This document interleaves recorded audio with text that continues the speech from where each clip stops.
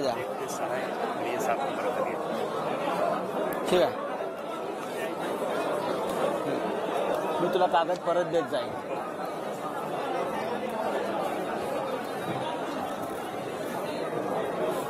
Hello.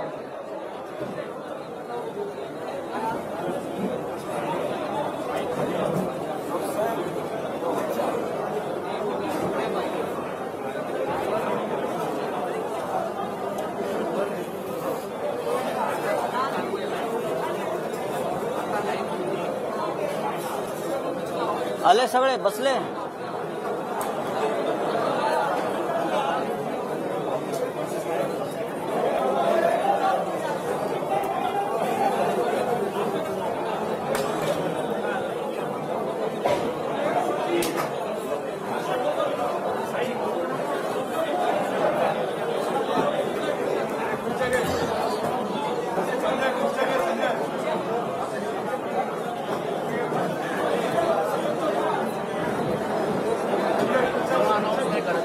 हाँ काय करतो ना, करूया.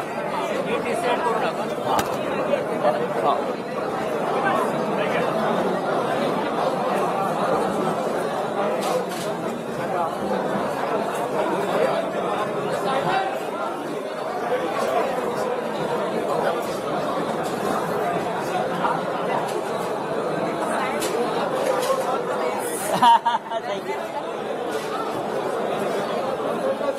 जय महाराष्ट्र.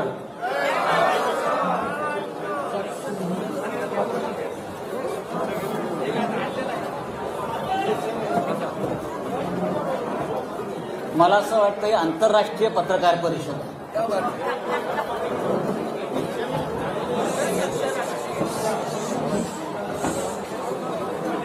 आपल्या समस्त पत्रकार बांधवांचं शिवसेना भवनात स्वागत. हिंदू हृदय सम्राट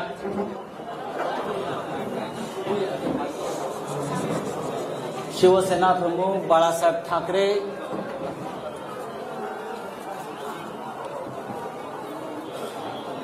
यांना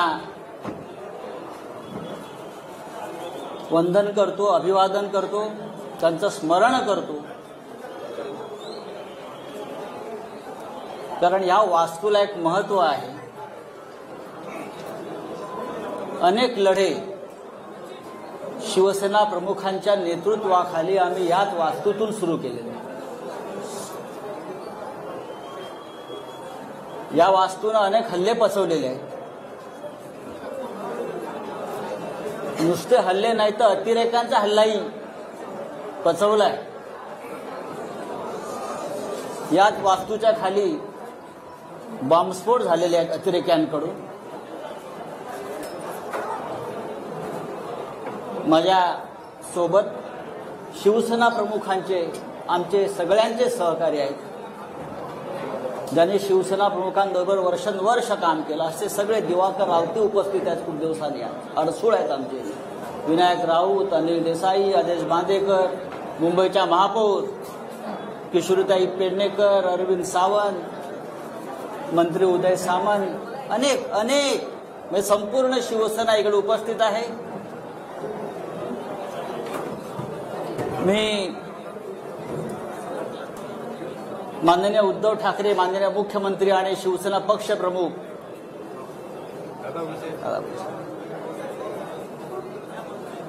यांना सुद्धा इथूनच नमस्कार करतो. कारण ते वर्षा बंगल्यावरून आपली पत्रकार परिषद पाहतायत. त्यांचा आत्ताच फोन होता. माननीय शरद पवार साहेबांचाही फोन होता. महाविकास आघाडीतल्या प्रत्येक प्रमुख नेत्यांचा मला आत्ता एक 5-10 मिनिटांपूर्वी फोन होते. सकाळपासून त्यांचे फोन सुरू आहेत. आणि सगळ्यांनी आजच्या पत्रकार परिषदेला आपल्याला आशीर्वाद दिलेला आहे. आणि मला एवढंच सांगितलं, आप आगे बढ़ो, पुढे वा, ही लढाईची सुरुवात तुम्ही करा. महाराष्ट्रावर, मराठी माणसावर सुरू आहे त्या आक्रमणाविरुद्ध कोणीतरी रणशिंग फुंकायला हवं होतं, त्या आपण या ऐतिहासिक शिवसेना भवनाच्या वास्तूतून फुंकतोय. बाळासाहेबांनी आम्हाला एक मंत्र दिला आणि तो आयुष्यभराचा मंत्र आहे. ते नेहमी सांगायचे आम्हाला, तू काही पाप केलं नसशील, तुम्ही काही गुन्हा केला नसेल, तुझं मन साफ आहे, तर कुणाच्या बापाला घाबरू नका. आणि आज उद्धव ठाकरे सुद्धा आपले पक्षप्रमुख याच पद्धतीनं ही शिवसेना पुढे घेऊन जात आहे. आजची पत्रकार परिषद घेण्याचं प्रयोजन यासाठीच आहे की आम्हाला संदेश द्यायचा आहे की महाराष्ट्र गांडूची अवलाद नाही.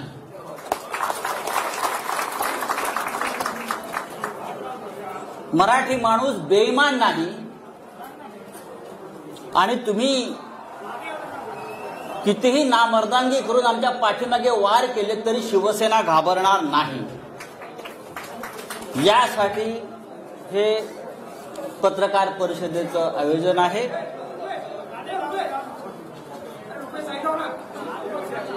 गेल्या काही दिवसापासून आपण पाहताय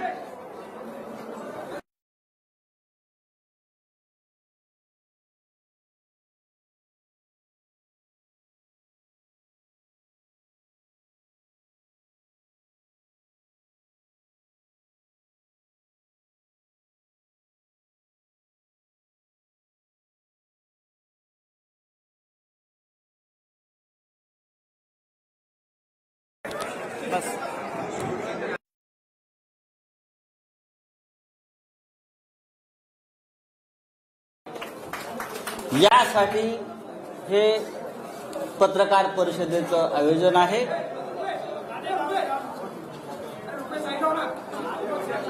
गेल्या काही दिवसापासून आपण पाहताय त्यांना पाडायचं, शिवसेना असेल आणि त्यासाठी घालवायचं.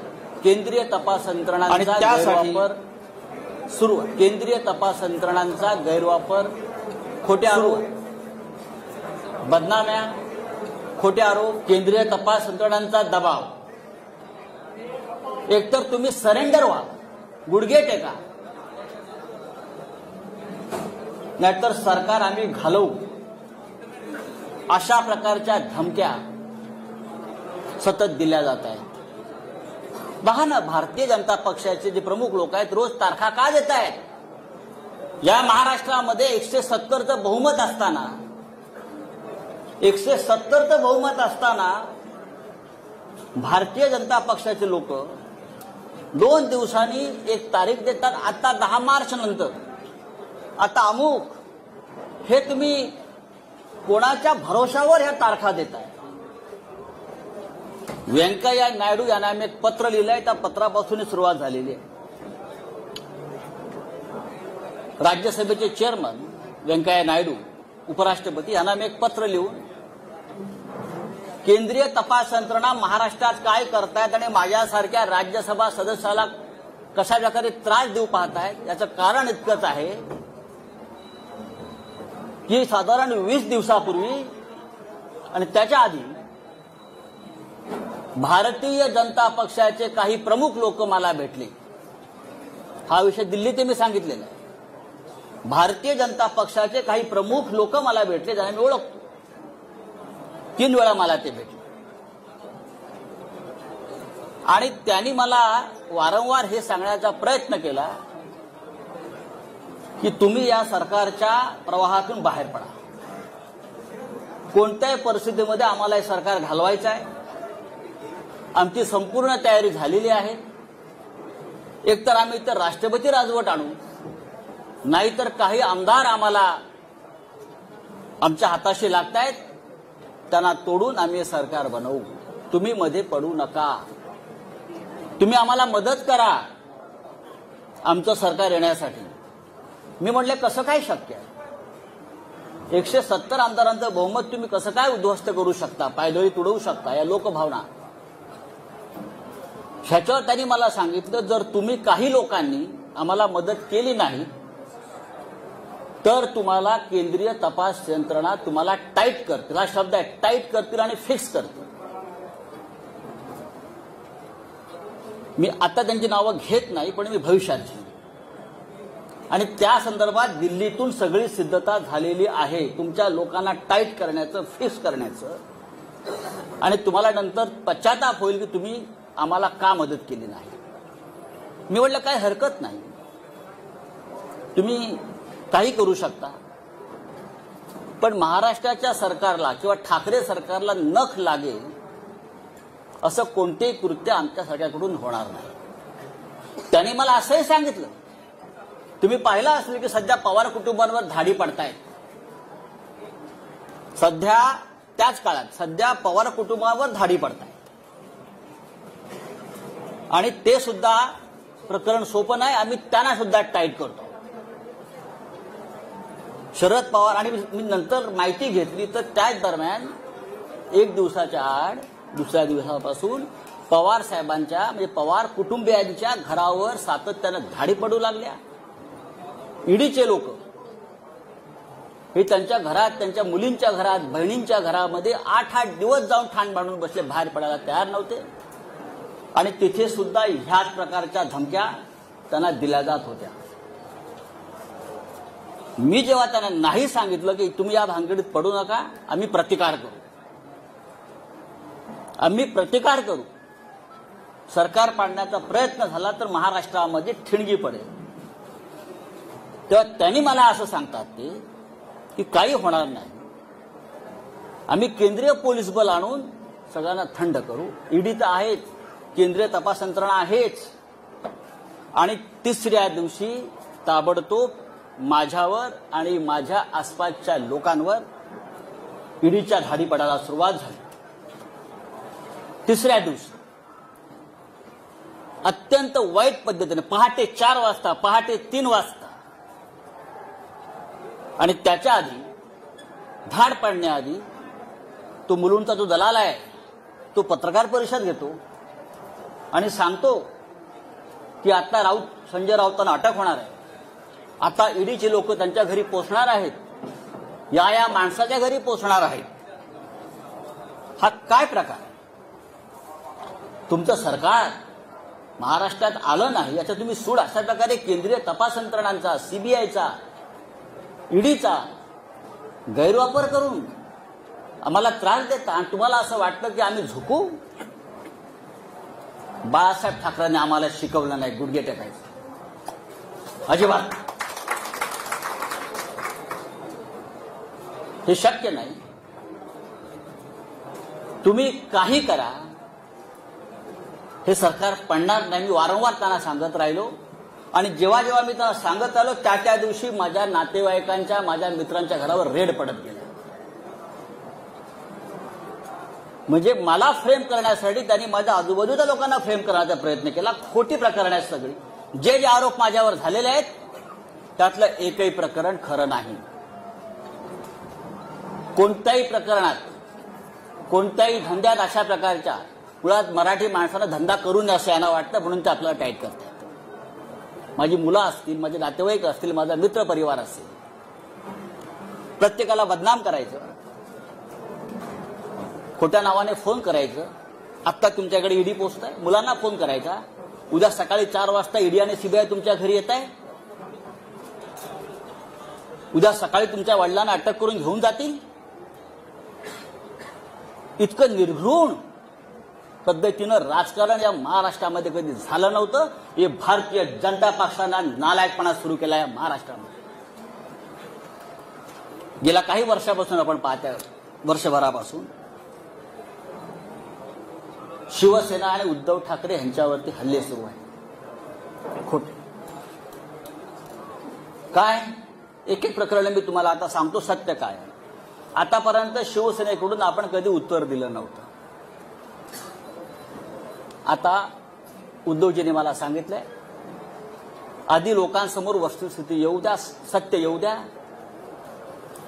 आणि मग आपण बघू काय करायचं. खरं म्हणजे ही आजची पत्रकार परिषद ही ईडीच्या कार्यालयासमोर घेण्याची आमची योजना होती. पण नंतर आमची चर्चा झाली की सुरुवात इथून करू आणि अंत तिकडे करू. पाहू महाराष्ट्रात कोण राहता येते, तुम्ही राहताय की आम्ही राहतो. हा महाराष्ट्र आमच्या बापाचा आहे. हे बाहेरचे लोक येऊन आमच्यावरती दादागिरी करणार, आमच्या घरात घुसणार, आमच्या बायका मुलींकडे बघणार, हा, आणि भाजपवाले टाळ्या वाजवणार. हा निर्लज्जपणाचा कळस आहे. छत्रपती शिवाजी महाराजांच्या राज्यामध्ये, बाळासाहेब ठाकरेंच्या राज्यामध्ये कधी असं घडलं नव्हतं. या राज्यात अनेकांनी राज्य केलेलं आहे, पण ह्या पद्धतीनं कधी राजकारण केलं नव्हतं. उद्धव ठाकरे आणि परिवाराचे रोज काहीतरी एक प्रकरण काढत असतात. काय तथ्य आहे त्यात? आतापर्यंत कोणी त्यांच्याकडनं सांगायला आलं नाही समोर. पण मी तुम्हाला सांगतो, तो जो कोण बोलतोय ना, दलाल, ज्याला मराठीमध्ये आपल्या भडवा म्हणतात, बरोबर ना, शुद्ध भाषेत आपल्या मराठीत भडवा म्हणतात, भडवा. हा, त्याने असं म्हटलं की ठाकरे कुटुंबियांनी कोरलाई गावात अलिबाग जवळच्या 19 बंगले बांधून ठेवलेत म्हणे. काय 19 बंगले? ही बेनामी प्रॉपर्टी आहे. 19 बंगले. माझं आव्हान आहे त्या माणसाला, माझं त्या दलालाला आव्हान आहे. आणि आपल्या सगळ्यांना मी सांगतो, कधी सांगा, आपण 4 बसेस करू आणि आपण त्या 19 बंगल्यामध्ये पिकनिकला जाऊ. आपण त्या बंगल्यात एक पिकनिक काढू सगळ्या पत्रकारांची. जर तुम्हाला ते बंगले तिकडे दिसले तर मी राजकारण सोडीन, आणि जर दिसले नाही तर त्या दलालाला जोड्याने मारेन. अख्खी शिवसेना जोड्याने मारेन. म्हणजे दिशाभूल करायची, खोटेपणाचा कळस करायचा, भंपकपणा करायचा. कुठे आहेत बंगले? 19 बंगले, 19 बंगले. रोज टीव्हीला चालू 19 बंगले, 19 बंगले. चला दाखवूया, जाऊ आपण तिथे, एक पार्टी करू बंगल्यात बसून, देतो चाव्या तुम्हाला. मी उद्धवजीला विचारलं, आम्हाला दाखवा बंगले तुमचे. पण लोकांच्या मनामध्ये भ्रम निर्माण करायचा, खोटेपणा, भंपकपणा, मराठी माणसाचा द्वेष महाराष्ट्राविषयी असूया. हाच किरीट सोमय्या ज्याने काही वर्षापूर्वी हायकोर्टामध्ये एक पिटिशन केलं होतं, आठवत असेल तुम्हाला. शिशिर शिंदे असतील, त्यांना माहिती आहे. मराठी भाषा, बरोबर ना, मुंबईतून मराठी भाषा शालेय शिक्षणात सक्तीचे असू नये यासाठी जो माणूस कोर्टात जातो आमच्या मराठी भाषेविरुद्ध, त्याच्याकडून तुम्ही काय अपेक्षा करता? हा भारतीय जनता पक्षाचा फ्रंटमॅन आणि मराठी कट्टा चालवतात हे लोक मुंबईमध्ये. महानगरपालिका मराठी कट्टा. मराठी भाषेच्या विरुद्ध जो माणूस कोर्टात गेला महाराष्ट्रामध्ये, हाच तो भडवा, दलाल आमच्या मराठी भाषेविरुद्ध. आणि काय तुम्ही सांगताय मराठीला अभिजात भाषा दर्जा आम्ही देतोय म्हणून? आधी याचा थोबाड बंद करा, आता आम्ही करू. दुसरा एक तो हल्ली म्हणतोय की आमचे श्रीधर पाटणकर आहेत आमच्या परिवारातले, त्यांनी म्हणे देवस्थानाच्या जमिनी विकत घेतल्या कर्जतला. मी स्वतः माहिती घेतली. मी काय पाटणकरांशी बोललो नाही, पण मी स्वतः माहिती घेतली त्या संदर्भात काय आहे. माझं त्याला आव्हान आहे हा आरोप करणारा. पाटणकरांनी देवस्थानाची जमीन कुठे आणि कशी विकत घेतली तुम्ही दाखवा. जी काय जमीन तुम्ही दाखवताय ही जमीन त्यांनी, म्हणजे हे बापरे, अनेक याच्याकडून त्याच्याकडे, त्याच्याकडून ह्याच्याकडे, त्याच्याकडून ह्याच्याकडे, त्याच्याकडून ह्याच्याकडे, असे मध्ये 12 लोक आहेत. आणि 12व्या माणसाकडून पाटणकरांनी खरेदी केली. त्यांचा आणि देवस्थानाचा काही संबंध नाही. 2014 साली ही जमीन त्यांनी सलीम बिलाखियाकडून घेतलेली आहे. बिलाखियाने अविनाश कडूकडून घेतलेली आहे. अविनाश कडूंनी अर्जुन गुरवकडून घेतलेली आहे, अर्जुन गुरवनी विठ्ठल गुरवकडून घेतलेली आहे, अशी एक मोठी अशी काय त्याच्यामध्ये नाव आहे. देवस्थानाकडून जमिनी आम्ही खरेदी केल्या. काय कशा करता? संजय राऊत आमचे आनंदराव अडसूळ ते वारंवार सांगतायत की मी निर्दोष आहे, माझ्यावरती खोटे आरोप आणि हे फ्रेम केलेले आहेत, तरी त्यांच्या विरोधामध्ये बोलत राहायचं, त्यांची बदनामी करत राहायचं. आनंद अडसूळ आमचे, भावना गवळी, रवींद्र वायकर, अनिल परब आणि सगळं झालं होतं मग माझ्याकडे. कारण मी म्हटलं सरकार पडू देणार नाही, प्राण जाय पर वचन न जाय. तेव्हा माझ्या मागे लागले. त्यांनी केलेला प्रत्येक आरोप हा खोटा आहे. माझ्या आयुष्यामध्ये मी कधी चुकीचं काम केलं नाही. आज सकाळीच मला कळलं की माझ्या बँकेत ईडीचे लोक गेले आहेत. माझ्या बँकेत सारस्वत बँक, स्टेट बँक, मला तो फोन आला की ईडीचे लोक आले. काय म्हणून? तुमचे 20 वर्षाचे म्हणे बँकेचे स्टेटमेंट्स घेऊन गेले. 20 वर्षाचे. बोलो ठीक आहे, घेऊन जाऊ द्या. बरं, ईडीचा तपास कसा आहे बघा, फार गमतीचा तपास आहे. माझं गाव अलिबाग. आता माझी जमीन लहानसण जी असेल ती अलिबागलाच असेल ना, ती मॉरिशसला नसेल, किंवा भारतीय जनता पक्षाच्या नेत्यांप्रमाणे कुठे लंडन अमेरिकेत माझ्या प्रॉपर्ट्या नसतील. 50 गुंठे जमिनीचा तपास ईडी करत आहे. किती? 50 गुंठे जमिनीसाठी ईडीच्या लोकांनी गेल्या 15 दिवसापासून त्या गावातल्या, किहीम गावातल्या आणि इकडल्या मुंबईतल्या त्यांच्या नातेवाईकांना, म्हणजे कोणाची 2 गुंठे जमीन, कोणाची 1.5 गुंठे जमीन, अशा आम्ही पूर्वी घेतलेल्या जमिनी मिळून 50-55 गुंठे, टोटल 30-40 लाखाच्या पुढे व्यवहार नसेल. पहाटे 4 वाजता घरात घुसायचं, त्या गरीब लोकांना उचलायचं आणि ईडीच्या कार्यालयामध्ये आणून बसवायचं आणि धमक्या द्यायच्या, तुला जेलमध्ये टाकील, तू संजय राऊतांच्या विरुद्ध लिहून दे की तुला त्याने किती कॅश दिली. गरीब लोक आहेत, घाबरतात. त्यातले काही लोकांचे आई वडिलांकडून घेतलेले आहेत, ते मरून गेलेले आहेत. बरं का? 12-12, 14-14 तास बेकायदेशीरपणे त्यांना डांबून ठेवण्यात आलं. कोणत्या कायद्यानं? कोणता तपास आपण करताय? 55 गुंठे जमिनीचा तपास ईडी करताय. किती मोठं काम आहे ईडी समोर. धमक्या देतायत, दादागिरी करतायत. जेल में डालेंगे, इधर नहीं, तिहार के जेल में डालेंगे, तिहार के. सगळ्यांचं नोटिंग झालेलं आहे. हे कोण आहेत ते? बघू 2024 नंतर काय करायचं ते. ही कोणती पद्धत आहे? आमच्या मुलीच्या लग्नाच्या हिशोबाला लागलेत फुलवाले, पताकावाले. आश्चर्य वाटेल, मेहंदीवाल्याकडे पण गेले. मेहंदीवाल्याकडे गेले. मेहंदी, हे नेल पॉलिश करणारे, कितना पैसा दिया, कितना पैसा दिया. हे ईडीचं काम. हे ईडीचं काम. गुजरातमध्ये 25,000 कोटीचा घोटाळा झाला त्यांच्या डोळ्यासमोर. 2 वर्ष FIR नाही घेतली तुम्ही. 1 वर्षापूर्वी मुंबईत एक लग्न झालं एका भारतीय जनता पक्षाच्या नेत्याच्या मुलीचं. आम्ही काय बोललो का? ते वनमंत्री होते म्हणून त्यांनी त्या लग्नाचा सेट जंगलाचा केला, जंगलाचा. आणि त्याला फील यावा जंगलाचा म्हणून ते कार्पेट टाकलं होतं. त्याची किंमत 9.5 कोटी रुपये होती. ईडीला काय दिसलं नाही का? हे आम्ही म्हणतो घरातलं लग्न आहे, घरात शिरायचं नाही, पण आमच्या घरात तुम्ही शिरता अशा पद्धतीने. म्हणजे ही काय पद्धत? काय?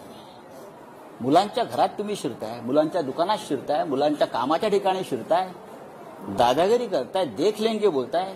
अरे बघा ना, मी सांगतो बघा.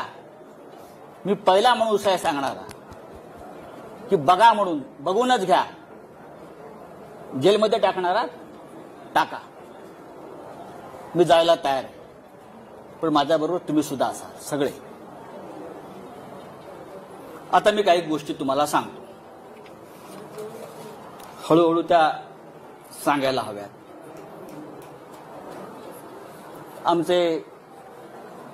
मला कोणतरी म्हटलं की तुम्ही जे कपडे शिवले तिथे पण डेडीवाल्या गेले होते म्हणजे लग्नाचे कपडे शिवले. मुलुंडला टेलर आहे आमचा एक, तिथे गेले होते, किती कपडे शिवले म्हटलं. म्हणजे ईडी हा काय प्रकार आहे हे तुम्हाला कळलं पाहिजे म्हणून तुम्हाला मी सांगतो. मैंने जहां कपड़ा सिलाया ना मुलुंड में, वो टेलर के पास भी ईडी के लोग आए थे. क्या क्या सिलाया, कितने सिलाया, कितना बिल दिया, कितने सूट सिलाया. अब सिर्फ जूते वाले के पास जाना बाकी है. हाँ, जाने दो कहा जाना चाहिए, लेकिन टक्कर शिवसेना से आप ध्यान में रखिए.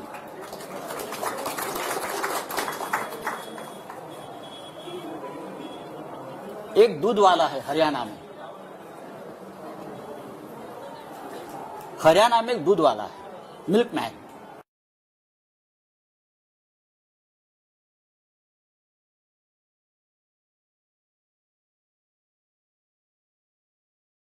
सर्वर, मैं पूछना चाहता हूं ईडी से, क्या आप ये नरवर को पहचानते हो? सिर्फ 5 साल में एक दूध वाला 7,000 करोड़ का मालिक कैसे बन गया? किसका पैसा है?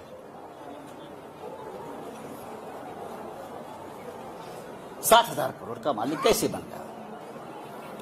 जब से महाराष्ट्र में बीजेपी की सरकार आ गई तब से उसका महाराष्ट्र में आना जाना शुरू हो गया. बीजेपी के नेता मुख्यमंत्री के घर में उनका तो खुला आना जाना रहता था. उसके बाद उसकी प्रॉपर्टी बढ़ने गई. किसका पैसा उसके पास है? किसने किया मनी लॉन्ड्रिंग?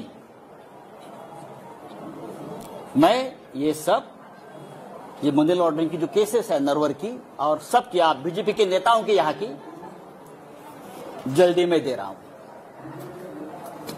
जल्दी दे रहा हूं. 7,000 करोड़ में से 3,500 करोड़ ये महाराष्ट्र से गए हैं. 3,500 करोड़ की प्रॉपर्टी महाराष्ट्र में जो उनको प्रोजेक्ट मिले, महाराष्ट्र से जो करप्शन हुआ है पहले वाली सरकार में, वहां से गई है. महाराष्ट्र में सबसे बड़ा घोटाला जो है फडणवीस सरकार के काल में बहुत हो गया, लेकिन सबसे बड़ा घोटाला हुआ है महा आईटी में. 25,000 करोड़ का घोटाला है.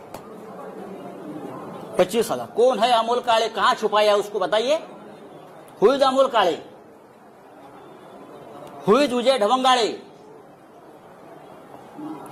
सबके अकाउंट्स, सबके लिंक्स, सबके मनी ट्रांजैक्शंस,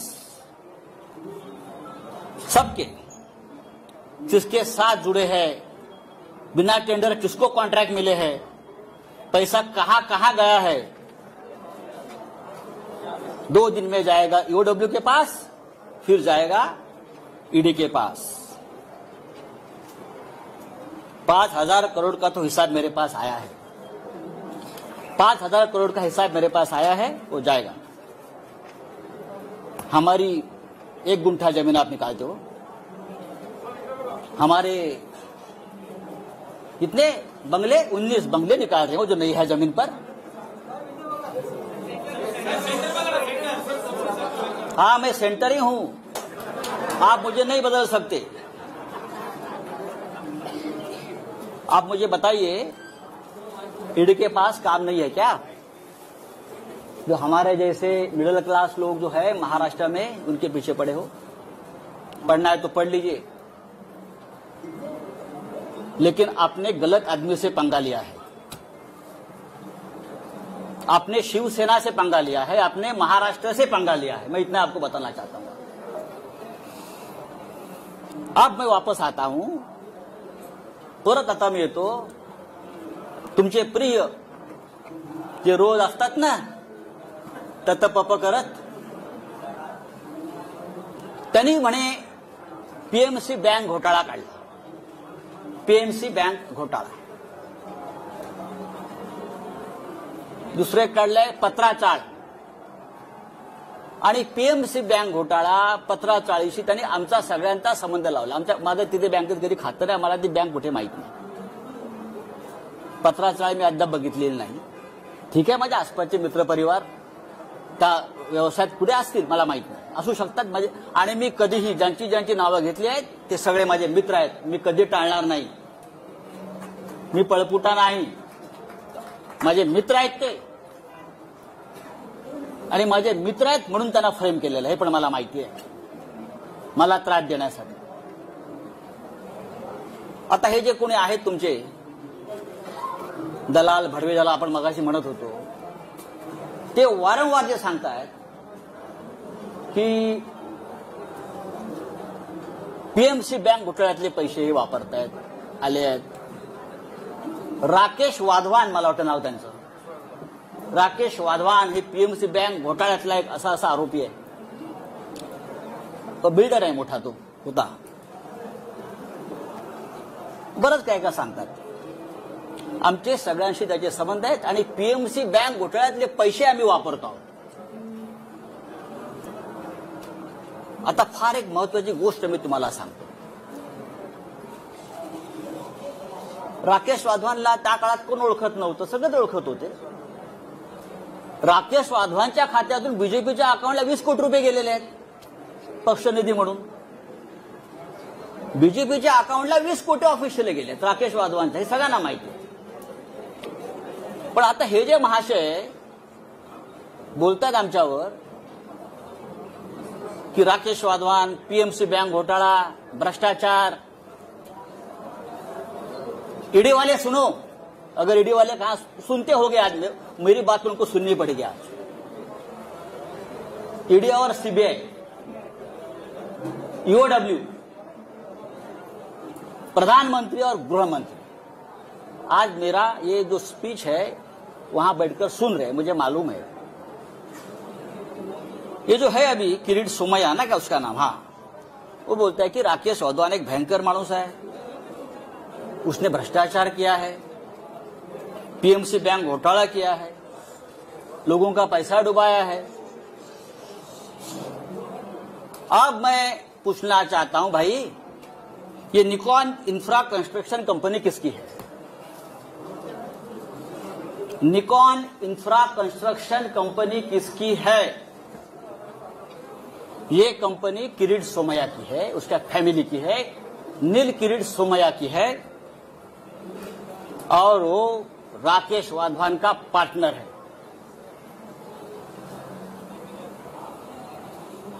निकॉन इन्फ्रासाठी पीएमसी बँक घोटाळ्यातल्या पैशाची गुंतवणूक करून हजारो कोटी रुपयाचा प्रकल्प त्याने मौजे गोखिवरे तालुका वसईत उभारलेला आहे.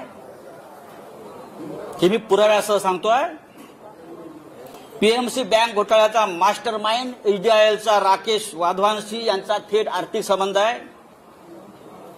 पीएमसी बँक घोटाळ्यातल्या प्रकरणात ब्लॅकमेल केलं यांनी आणि वाधवानकडून कोट्यावधी रुपयाची जमीन यांनी आपला एक फ्रंटमॅन आहे लाडानी म्हणून त्याच्या नावावर घेतली आणि प्लस कॅश पण घेतली यांनी. ही कॅश 80 ते 100 कोटीच्या घरात पीएमसी बँक घोटाळ्याची ब्लॅकमेल करून आणि जमीन घेतली आपल्या फ्रंटमॅन लाडानी. त्याचं नाव सांगतो मी तुम्हाला पूर्ण. लाडानीच्या नावावर त्यांनी ती घेतलेली आहे जमीन पूर्ण वसई. आणि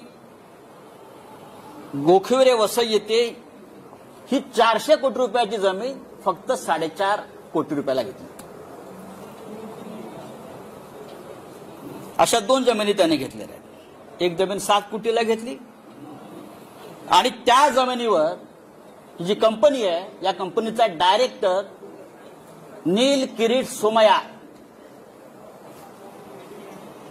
निकॉन फेज 1 आणि निकॉन फेज 2 हे हजारो कोटीचे प्रकल्प उभारले जात आहेत. हा सगळा पीएमसी बँकेतला पैसा. एन्व्हायरमेंट क्लिअरन्स नाही. एन्व्हायरमेंट क्लिअरन्स नाही, अनेक नियमांचं पायमल्ली केलेली आहे. राष्ट्रीय हरित लवादानं जर आता ऍक्शन घेतली तर त्याला 200 कोटी रुपयाचा दंड होईल.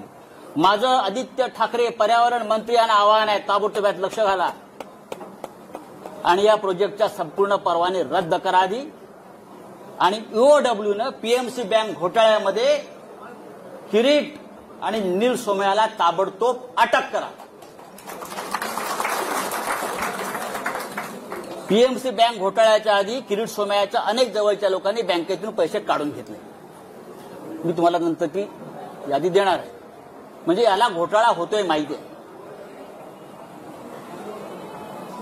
मुळात पीएमसी बँक घोटाळ्यातल्या या माणसानं किरीट सोमयाच्या माणसाला जमीन का विकली 2015 साली? तेव्हा घोटाळा सुरू होता ना. हा भ्रष्टाचाराविरुद्ध लढणारा माणूस स्वतः हा आम्हाला अक्कल शिकवतोय, आम्हाला ज्ञान देतोय. हे एक लक्षात घ्या. हे सगळं एका बाजूला भ्रष्टाचारावरती भजन करायचं, दुसऱ्या बाजूला महाराष्ट्र लुटायचा, मुंबई लुटायची, आमच्यावरती आरोप करायचे मुंबई महानगरपालिकेपासून सर्वत्र, आणि आपले भ्रष्टाचार लपवायचे. हा किरीट सोमय्या हा भारतीय जनता पक्षाचा सध्या मुंबईतला चेहरा आहे. लक्षात घ्या. हे जे आहे हा देवेंद्र रजनीकांत लधाने त्याचं नाव आहे. He the front man of Kirit Somaiya.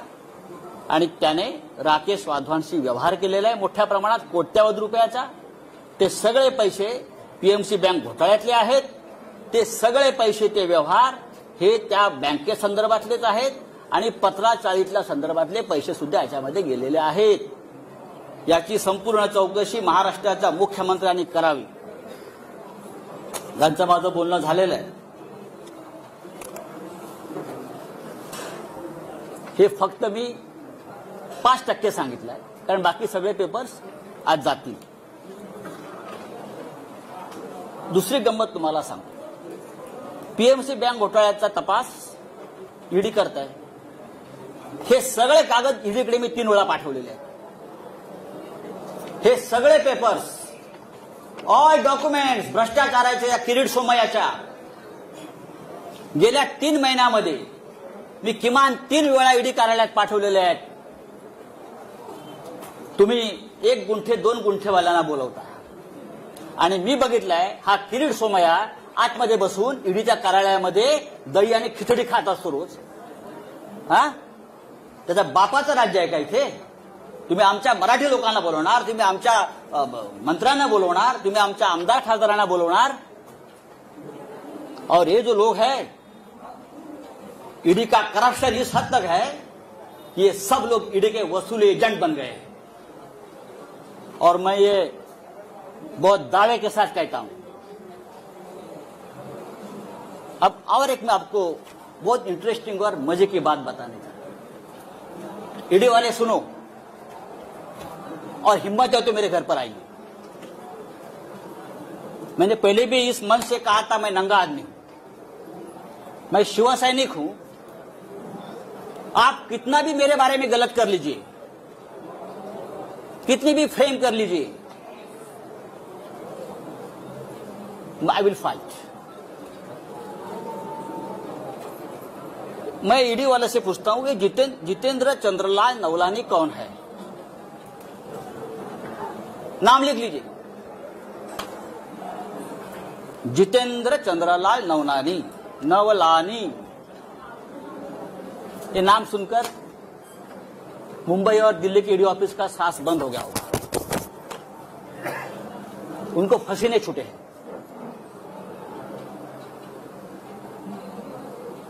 चार महीने से मुंबई के जो बिल्डर्स है बड़े बड़े, उनसे वसूली चल रही है ईडी के नाम पर.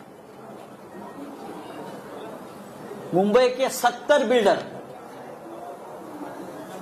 प्रतिष्ठित बिल्डर, उनसे ईडी के नाम पर जो वसूली हो रही है उसको ईडी को भी पता है, कुछ अधिकारियों को पता है.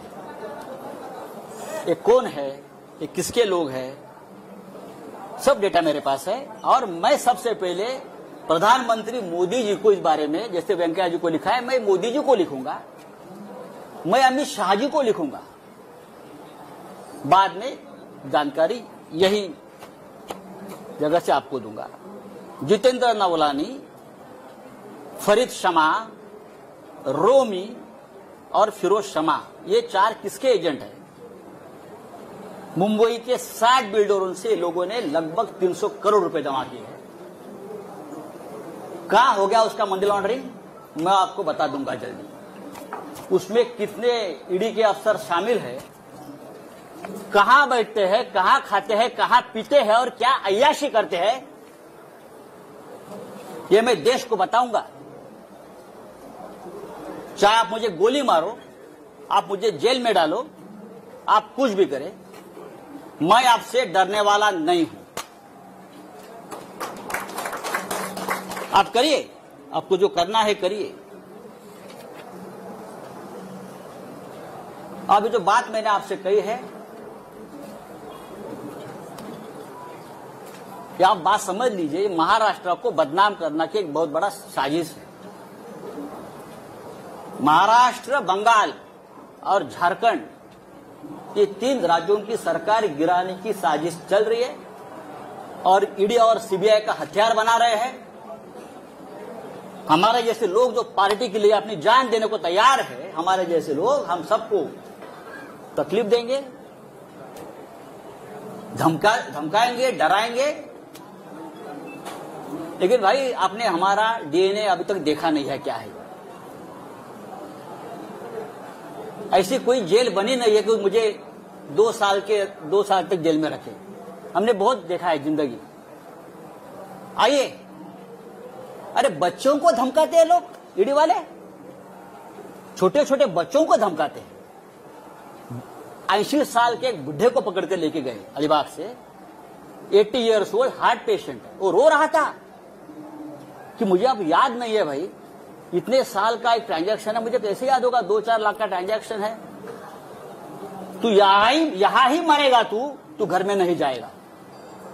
इस प्रकार से ईडी के अधिकारी ने उसको धमकाया। अमित शाह, मोदी जी से मेरा ये निवेदन है, क्या यही आपकी डेमोक्रेसी है? आप इमरजेंसी के बारे में बड़े बड़े भाषण देते हो, आक्रोश करते हो, और ये आपकी एजेंसी। अरे हमसे लड़ो ना। जिस दिन मेरे रिलेटिव्स के ऊपर, मेरे दोस्तों के ऊपर रेड्स हो रही थी और इनोसेंट लोगों को पकड़कर लेके जा रहे थे, उस रात को मैंने अमित शाह जी को फोन किया था। मैंने कहा कि अमित शाह जी, मैं आपका बहुत रिस्पेक्ट करता हूं, आप बड़े नेता है, देश के गृह मंत्री है, लेकिन ये जो चल रहा है ये ठीक नहीं है। अगर आपकी मुझसे दुश्मनी है तो आप मुझे अरेस्ट करिए, मैं तैयार हूं। आप मुझे टॉर्चर कीजिए, लेकिन आप मेरे नजदीकी, मेरे दोस्त, मेरे रिलेटिव्स, मेरे बच्चे, आप उनको क्यों टॉर्चर कर रहे हो आपकी एजेंसी? मैंने कहा उनको, और भी मैंने लोगों से बात की। ये शिवसेना भवन है, बाला साहब ठाकरे जी से हमने हमेशा प्रेरणा ली है। ये महाराष्ट्र है, ये छत्रपति शिवाजी का महाराष्ट्र है। मैं इतना ही कहूंगा, आप करिए कुछ भी, हम झुकेंगे नहीं, हम डरेंगे नहीं, हम झुकेंगे नहीं, लेकिन आपको झुकाएंगे हम। किसी भी हालत में महाराष्ट्र में ठाकरे सरकार रहेगी और 2024 में भी देश में परिवर्तन होगा। तभी डराने वाले, धमकाने वाले कहां होंगे, इतना मैं कहूंगा। जो मुझे बात कहनी थी मैंने कह दी है। मुझे लगता है नो क्वेश्चन आंसर्स, ये काफी है। और ये बात अब तक, ये कहानी पूरी नहीं हुई है, ये ट्रेलर है। आने वाले समय में कुछ वीडियो, कुछ क्लिप्स और डॉक्यूमेंट्स लेकर मैं सामने आ जाऊंगा। मैं देखता हूं कौन क्या करता है। आप दिल्ली में, कुछ लोग गए, दिल्ली में जाओ, नहीं तो जो बाइडेन के पास जाओ, मुझे कोई फर्क नहीं पड़ता है। मैं शिवसैनिक हूं, मेरी जिंदगी संघर्ष में गई है, लड़ाई में गई है। बाला साहब ठाकरे जी का मुझे हमेशा आशीर्वाद मिला है हम सबको, हम हारने वाले नहीं है। जय हिंद, जय महाराष्ट्र।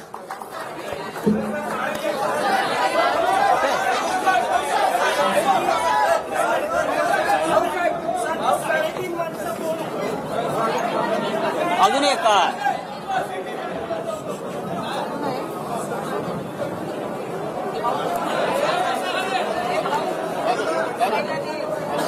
और हाँ, हेलो हेलो, मैंने आवाज नहीं।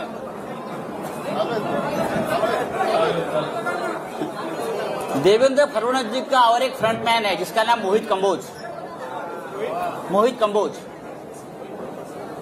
फडणवीस साहब का आजकल वो बहुत ब्लू आइड बॉय है, ऐसा मुझे कहा, मैं तो पहचानता नहीं। वो फडणवीस साहब को डुबाने वाला है। ये जो मैं देख रहा हूं, मैं थोड़ा सा बाकी है। ये जो पत्राचाल वाला इशू निकाला है ना, ये पत्राचाल की जमीन खरीदने वाला मोहित कंबोज है। सबसे बड़ा घोटाला, और उसमें भी पीएमसी बैंक का पैसा लगा है। पीएमसी बैंक को डुबाने वाला, वहां का करप्शन का पैसा ये पत्राचाल में लगा है। और मोहित कंबोज का वहां एक द लग्जर कंस्ट्रक्शन प्रोजेक्ट बन रहा है पत्राचाल पे, और हम पे उंगली दिखा रहे हैं। दूसरी बात है कि और एक है, सॉरी, उसके बारे में मैं और बता दूंगा। कागज कहाँ गया वो? और एक कागज था उसका, हाँ,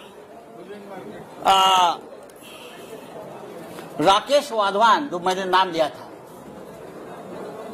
राकेश वाधवान, उसके पास से ये मोहित कंबोज के केबीजी ग्रुप ने 1,65,000 स्क्वायर मीटर की जगह में 40 एकड़ क्षेत्र में से 455,715 स्क्वायर मीटर, जिसकी कीमत है 12,000 करोड़,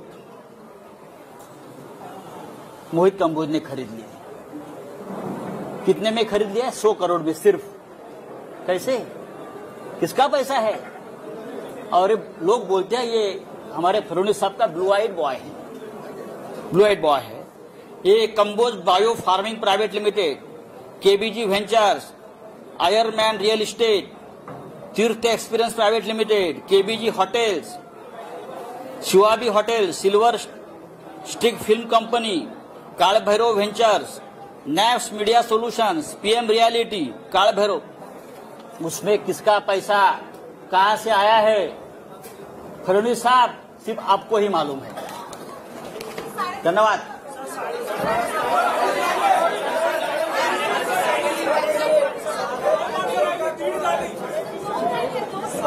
उद्यापासून तुम्हाला कळेल, जैसे जैसे कोई आधा है, कोई पाव है, कोई चाराने वाला है, जैसे जैसे अंदर जाएंगे वैसे वैसे आपको पता चलेगा। चलिए, धन्यवाद। ठीक झालं का? हाँ? या बाजूने बाहेर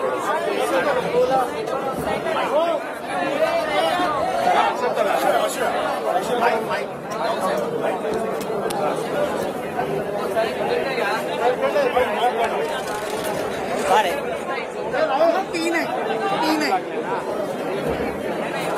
छोटा पिन आहे, सेफ्टी पिन आहे, कसं काढणार? ओके झालं का? ओके, हा एकदम मस्त, परफेक्ट, ओके, परफेक्ट झालं आणि याच्यापेक्षा जास्त बोलायचं नाही। नो क्वेश्चन आन्सर, बस झालं, क्वेश्चन आन्सरला गरज नाही।